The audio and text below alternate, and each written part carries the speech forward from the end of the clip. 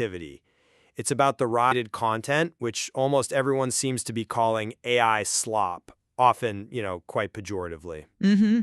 And the intensity of the backlash against this stuff is, it's really profound, isn't it? Which brings us right to our central question today. Exactly. Is this fierce rejection of AI slop fundamentally an economic and systemic defense, protecting established scarcity and identity? Or is it maybe primarily a necessary psychological resistance against, let's say, the cognitive dissolution and chaos that this unbridled digital variety seems to accelerate? Right. My position is that this visceral resistance, it's actually a necessary, maybe even rational defense. It defends established value, artistic identity, and frankly, reality itself. All things that are genuinely threatened by the sheer scale of automated output. Okay, I see it differently. I'm going to argue that this resistance is primarily self-serving. It's a fear-based tactic, really, used by the established, let's call it the farmer system, and the cultural gatekeepers. Their main goal? To maintain scarcity and suppress what's essentially the democratization of high-variety creation. They seem to fear technology that empowers minds they might have previously sidelined. Okay, I do recognize the power of framing it economically, but my position really starts from something maybe more primal, existential anxiety. The visceral hate for AI output isn't just about protecting a paycheck, It's about defending the very idea of unique human contribution. We've even started using a term for this specific psychological dread of, statistical redundancy, Vomoidalen. Vomoidalen. Okay, that sounds deliberately dramatic. It's definitely designed to evoke that existential fear. Can you explain that feeling in, practical terms for a creator? Are you saying the artist's fear isn't just being replaced, but being told their genius was basically just statistically probable all along? Precisely. It's that sinking feeling, that realization that your unique voice, your visionary idea, it might just be a likely output, statistically redundant, from an algorithm that's chewed through billions of interactions. When a creator's whole identity is built on being original, the thought that their genius is maybe just a likely output from an algorithm is absolutely crushing. It's devastating. And this is why the label slop becomes a necessary psychological shield. It preserves the creator's ego, right? It props up that collapsing economic model built on scarcity and specialized fragmentation by insisting their work is unique and valuable.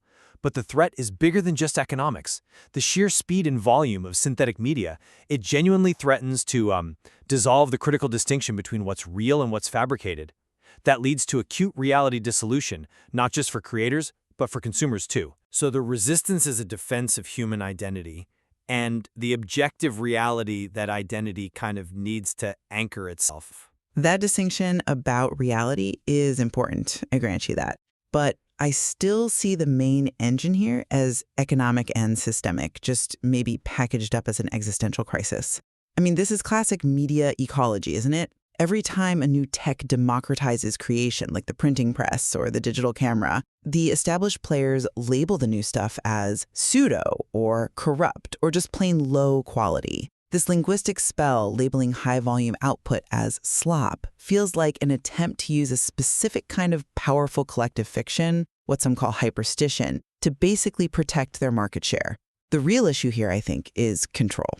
AI tools you see can actually serve as crucial variety amplifiers. They're almost uniquely suited to empowering nonlinear thinkers, particularly what's sometimes called the hunter mind, often associated with ADHD labels, who, let's face it, struggle immensely with the rigid, low-variety farmer system that dominates modern education and careers. That farmer system demands linearity, fixed schedules. The hunter mind thrives on integrating disparate info, on chaos even. And when they hit that state of hyperfocus, AI might be the only tool fast enough to keep pace with their racing minds. It enables them to achieve, supercharged output and bypass the traditional gatekeepers who kind of benefited from their exclusion before. I definitely recognize the appeal of that argument, this idea of liberating a marginalized cognitive type. It's compelling, but I'm still unconvinced that the result of all this high-variety output, especially at scale, is actually beneficial overall. Even if the tech frees the hunter mind, the resulting flood, the deluge, risks overwhelming everyone else. Okay, Let's focus on that structural bias you mentioned. System, it depends on variety attenuation, right? Simplifying human behavior, making it linear, fitting it into schedules, all to make it manageable for central control. This system, almost by definition, pathologizes the high variety hunter mind, calls it a disorder. It forces that dynamic energy into rigid boxes that actually cripple their ability to operate effectively.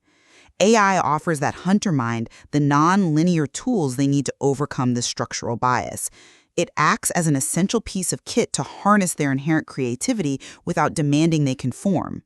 Right, but while the intent might be to empower these unique minds, the observable outcome when you apply this variety at the scale of today's social platforms seems to be the collapse of conversation into just passive consumption.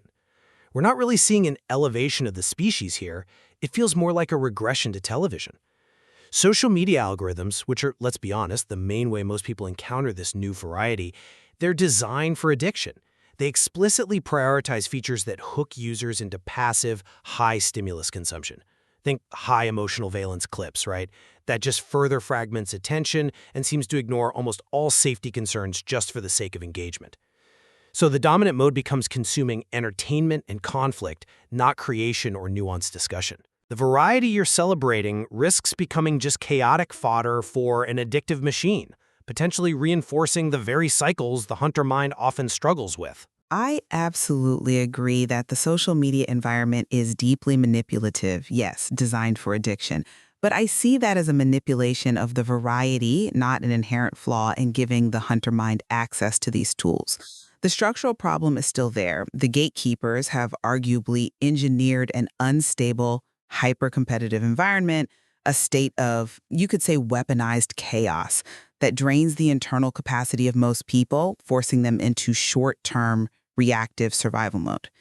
AI, in this context, potentially gives the individual the tools to navigate that engineered complexity without being immediately reliant on the established specialists who previously controlled the information flow.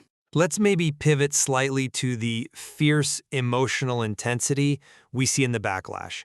That's often what gives these anti-slop movements their speed and force, isn't it? Why is the hate so fierce? I think it's often fueled by the individual's rejection-sensitive dysphoria, RSD, which we know is highly comorbid with ADHD. This intense feeling for justice and injustice. It constantly validates the need to fight back against perceived slights or systemic unfairness. And this emotional intensity is crucial because narratives boosted by high emotional valence, they just spread faster. Studies suggest up to 40% faster. So this righteous anger against AI slop, or maybe against online trolls who deny their value, it feels like a necessary component of the resistance. Why should they embrace it if this new capability, put into anyone's hands, threatens to make their hard-won expertise seem irrelevant? The fury is the engine, perhaps, that prevents surrender to that feeling of statistical redundancy. That Vomodalin, and look at the historical context you brought up, the structural denial of an economic base for many groups. The cruel jest, as Martin Luther King Jr. put it, of telling a bootless man to lift himself by his bootstraps. The intense drive for justice, rooted perhaps in RSD, is often a direct reaction to this engineered reality of systemic denial. AI tools just provide the means, the speed, and the scale to finally fight back against this long-standing structural issue. Okay, I fully understand the psychological basis of that righteous anger. And yes, the historical reality of systemic injustice is undeniable. But the behavior you're describing, that intense, impulse-driven response to external provocation, what you termed troll hunting, that feels dangerously self-sabotaging. It risks becoming a form of pathological variety amplification. Think about it. By engaging in highly emotional, chaotic behavior, even in pursuit of immediate justice, the individual might be actively disabling their own habit circuitry, the basal ganglia. That's the one part of the brain architecture that could actually protect them against the inherent chaos of the hunter mind. It prevents forming stable, self-regulating behaviors, potentially locking them into a perpetual cycle of impulsivity, needing that external, high-stimulus validation. This intense, chaotic reaction is exactly what external manipulators, be they trolls or even state actors, want. It creates a perfect feedback loop where the resulting chaos then justifies the need for more centralized oversight and control over the very technology we're talking about. By prioritizing that emotional intensity and reactive chaos, aren't they playing directly into the gatekeeper's hands rather than achieving strategic stability? That's a harsh assessment, suggesting the fight for justice is itself pathological. I'd maintain the pathology lies primarily in the system that creates the conditions for RSD in the first place, but I do acknowledge the razor's edge here. The need to keep up with the racing pace of the hunter mind it's paramount for them. We know anecdotally, and sometimes clinically, that often the only things fast enough are external stimulants, perhaps initially mimicking prescription amphetamines, providing that supercharged output you mentioned. And you're right, relying on that seems unsustainable long-term. It can lead to the destruction of stable habit circuitry, worsening the core symptoms eventually. However, this new combination of speed, emotional drive, and analytical capability, even if sometimes fueled by unsustainable means, it does create a formidable, if perhaps transient force. This person can become a kind of word bender, capable of generating the sheer variety needed to potentially destabilize a structurally flawed system. The difficult question isn't just whether it's healthy, but whether the momentary chaos they generate serves as a necessary destructive force to clear space for something new, or if it just becomes fuel for the old masters to tighten the chains of control. And the problem, as I see it, is that the chaos is precisely what the old masters exploit. They point to the evidence, people losing control, burning out, engaging in these highly reactive cycles, arguably destroying their own capacity for stable decision-making. And they use that to argue for technological moderation, for centralized guardianship. True empowerment, I think, requires the stability to use the variety amplifier strategically, not just reactively. So to sum up my side, the resistance to AI slop feels like a multi-layered necessity. Economically, yes, it defends a collapsing value model built on scarcity. But psychologically, it's a crucial attempt to prevent the dissolution of the ego under the threat of vomoid zidalion, and to maintain that vital distinction between reality and fiction. The fierce emotion involved simply reflects the profound stakes of what feels like an existential challenge. Ignoring the anxiety of reality dissolution seems like surrendering to a kind of entropic sameness. And from my perspective, the labeling of AI output as slop is perhaps They point to the evidence, people losing control, burning out, engaging in these highly reactive cycles, arguably destroying their own capacity for stable decision-making. And they use that to argue for technological moderation, for centralized guardianship. True empowerment, I think, requires the stability to use the variety amplifier strategically, not just reactively. So to sum up my side, the resistance to AI slop feels like a multi-layered necessity. Economically, yes, it defends a collapsing value model built on scarcity. But psychologically, it's a crucial attempt to prevent the dissolution of the ego under the threat of vomoid zidalion, and to maintain that vital distinction between reality and fiction. The fierce emotion involved simply reflects the profound stakes of what feels like an existential challenge. Ignoring the anxiety of reality dissolution seems like surrendering to a kind of entropic sameness. And from my perspective, the labeling of AI output as slop is perhaps the final desperate linguistic spell cast by the old power structure, that farmer system, trying to reassert control over output just as new tools arrive. These variety amplifiers do empower the highly dynamic hunter mind, allowing them to potentially circumvent traditional barriers and achieve that supercharged output. The real danger, I believe, lies not in the slop itself, but in allowing the resistance, even when it's rooted in a totally understandable, righteous desire for justice, to devolve into self-defeating chaos.